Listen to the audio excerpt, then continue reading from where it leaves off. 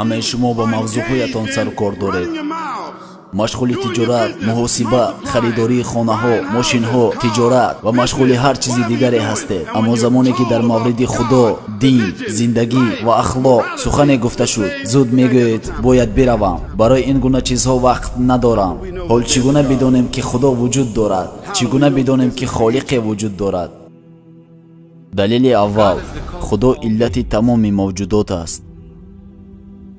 یک ملحد به این عقیده هست که جهان هستی از هیچ چیز و توسط هیچ نیرویی به وجود آمده است.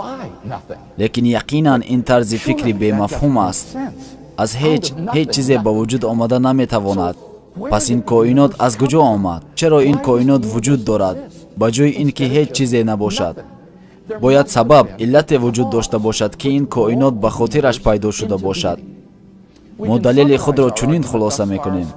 یکم، هر چیزی که شروع به پیدایش میکند سبب دارد.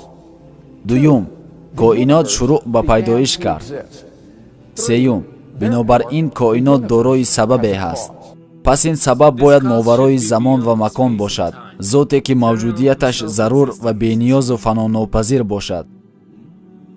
دلیل دوم، نشانه‌های دلیلی بر شناخت خدا در آفرینش آسمان‌ها و زمین و در آمده شد شب و روز و در کشتی‌هایی که در دریا می‌روند و سبب نفع مردمند و در بارانی که خدا از آسمان فرو می‌فرستد تا زمین مرده را به آن زنده سازد و جنبندگان را در آن پراکنده کند و در حرکت بادها و ابرهای رام شده میان زمین و آسمان برای خردمندانی که در میابند نشانه هاست.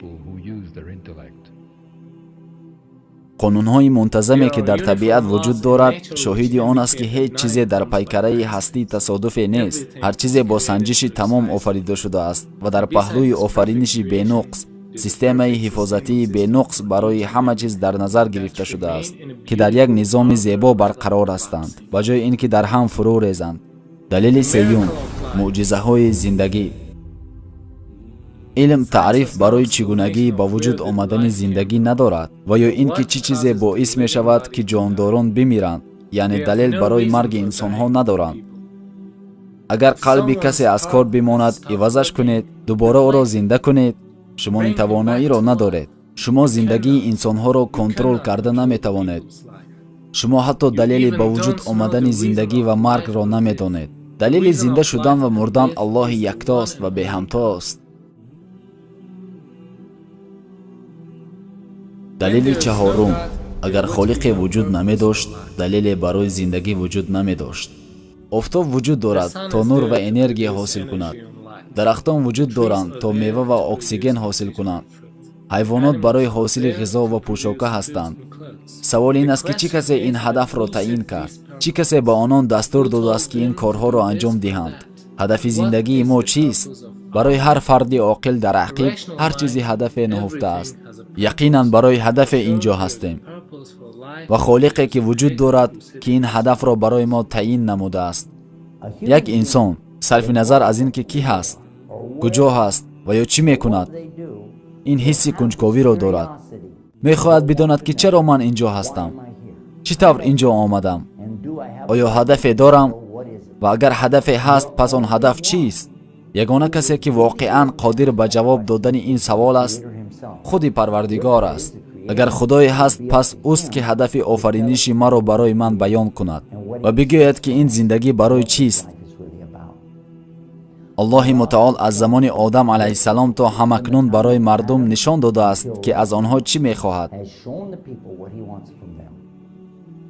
و این یک چیز بسیار ساده است و آن این است که عبادت باید خاص برای الله متعال باشد بدون شرک آوردن. در حقیقت ما این زندگی را امتحان از جانب الله متعال میدانیم. به همین خاطر است که تولد شدیم و به همین خاطر است که میمیریم، به خاطر که آغاز و انجام برای ما وجود داشته باشد تا در این مدت امتحان شویم. دلیل پنجم، معجزه های قرآن کریم.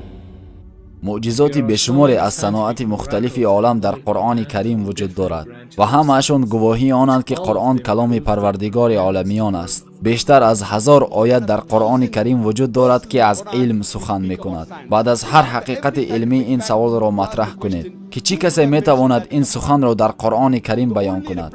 یگانه پاسخی که شخص ملحد به شما داده میتواند این خواهد بود: خالق، پروردگار، آفریدگار، اختراعکار، استحصال کننده. این خالق را، این آفریدگار را، این اختراعکار را ما مسلمانان الله مینامیم.